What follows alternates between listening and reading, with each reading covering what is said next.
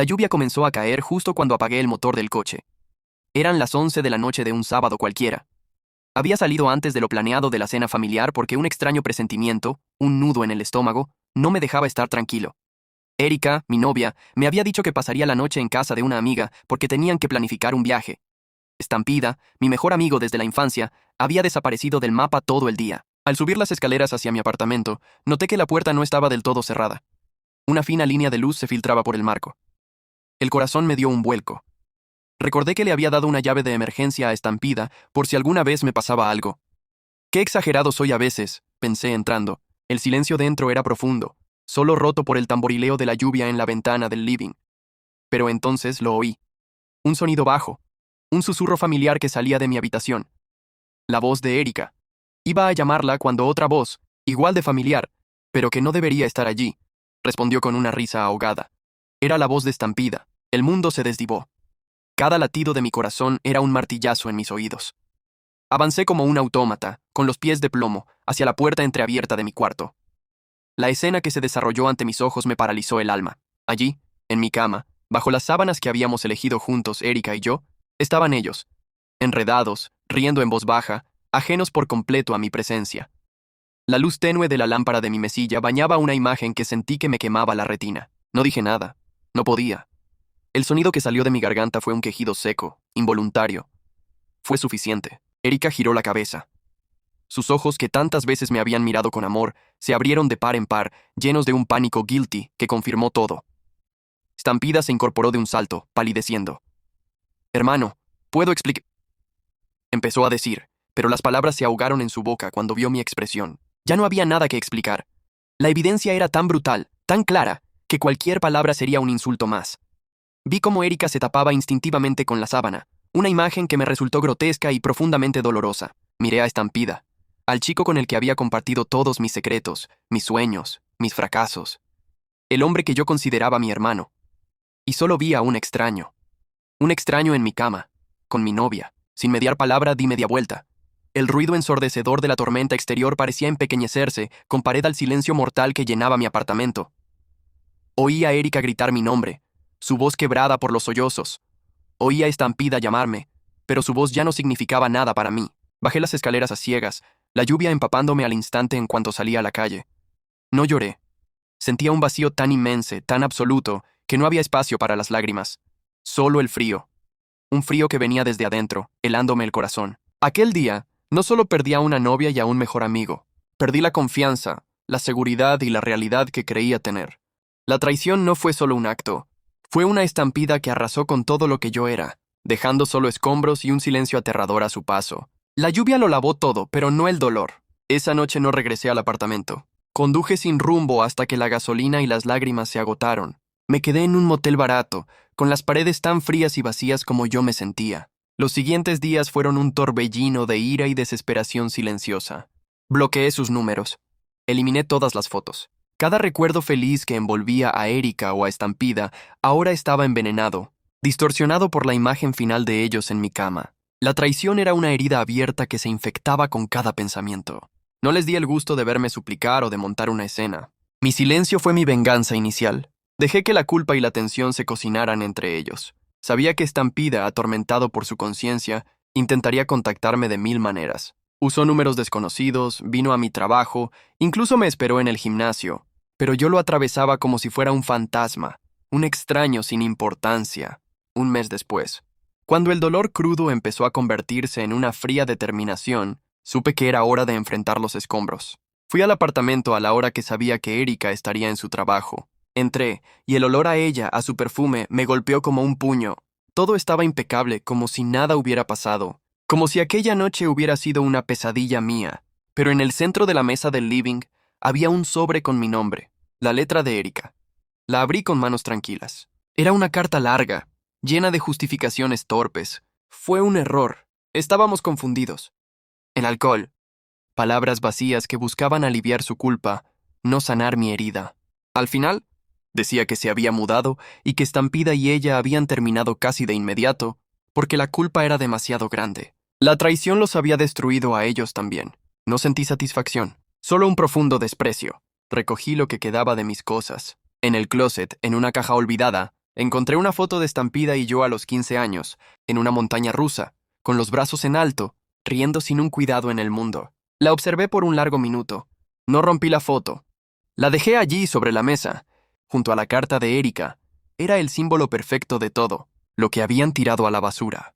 2 años después, el tiempo, contra todo pronóstico, hizo su trabajo. La estampida de dolor que arrasó mi vida dejó un terreno yermo pero fértil. Me mudé de ciudad, cambié de trabajo y me enfoqué en mí con una obsesión casi enfermiza. El gimnasio, los libros, los proyectos personales. Aprendí a disfrutar de mi propia compañía.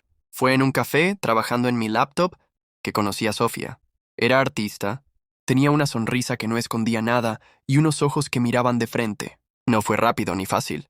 Al principio, desconfiaba de cada palabra, de cada gesto. Pero ella fue paciente. Entendió que tenía muros altos y no intentó derribarlos a golpes, sino que esperó a que yo le abriera la puerta. Una tarde de domingo, paseando por el mercado con Sofía, riendo de una tontería que había dicho, los vi. Fueron solo un segundo. Al otro lado de la calle, entrando a una tienda, Erika y Estampida iban de la mano, pero sus cuerpos no se tocaban con naturalidad. Caminaban como dos extraños unidos por un hilo invisible de culpa y costumbre. Ella parecía mayor, con la mirada cansada. Él había engordado un poco y tenía la espalda encorvada, como si cargara un peso enorme. Se detuvieron un momento, y por una cruel casualidad del destino, Estampida giró la cabeza y su mirada se cruzó con la mía. El mundo se detuvo otra vez. Vi cómo el reconocimiento iluminó sus ojos, seguido inmediatamente por el mismo pánico guilt de aquella noche. Erika siguió su mirada y me vio. Se puso pálida, apretando su bolso con fuerza. Yo solo me quedé quieto. Sofía, sintiendo la tensión, me preguntó si todo estaba bien. Yo no aparté la vista de ellos. Y entonces, hice lo que nunca imaginé que haría. Asentí lentamente con la cabeza. No era un saludo, no era un perdón, era un reconocimiento. Un los veo y ya no me importan. Luego volví mi atención a Sofía, le sonreí, le di un beso en la frente y le dije, todo está perfecto. Vámonos, el cine empieza pronto. Caminamos a Way, dejándolos atrás, congelados en su miseria compartida. No miré atrás. Ya no vivían en mi mente ni en mi corazón. La estampida había pasado, y en el terreno que arrasó, yo había construido algo mucho más sólido y verdadero. Caminamos a Way, y con cada paso que nos alejaba de ellos, sentía como un último eslabón de esa cadena, pesada que llevaba años arrastrando. Se soltaba para siempre. No era liberación, era algo más sutil, indiferencia. Sofía no preguntó nada de inmediato. Me apretó la mano, un gesto pequeño que decía, estoy aquí cuando quieras hablar. Esa simple comprensión valía más que cualquier discurso. Fue esa noche, en la tranquilidad de nuestro apartamento, con la ciudad iluminándose a través de la ventana, cuando se lo conté. Le hablé de Erika, de Estampida, de la traición que me había definido durante tanto tiempo. No fue una confesión cargada de dolor, sino un relato, como si le estuviera contando la trama de una película, triste que vi hace mucho y que ya casi no recordaba. Sofía me escuchó en silencio, acurrucada a mi lado. Cuando terminé, no me dio lástima ni buscó palabras grandiosas. Solo dijo, son dos fantasmas que se merecen el uno al otro, y tú te merecías algo real. Tenías razón. 6 meses después, la vida siguió. El trabajo, los planes, el amor sencillo y constante de Sofía. Había cerrado ese capítulo por completo, o eso creía. Un martes por la tarde sonó mi teléfono. Un número desconocido, pero con el código de área de mi ciudad natal. Dejé que sonara, pero una corazonada me hizo responder al final. ¿Hola? Al otro lado solo se escuchaba respirar. Un respiro pesado, cargado de algo que sonaba a derrota. «Soy yo», dijo finalmente una voz que, aunque gastada y ronca, reconocí al instante. Estampida. El silencio se extendió, no por shock o ira, sino porque genuinamente no tenía nada que decirle.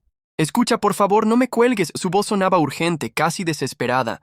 «Solo, solo quería saber cómo estás». «Bien», respondí, mi voz plana, neutra.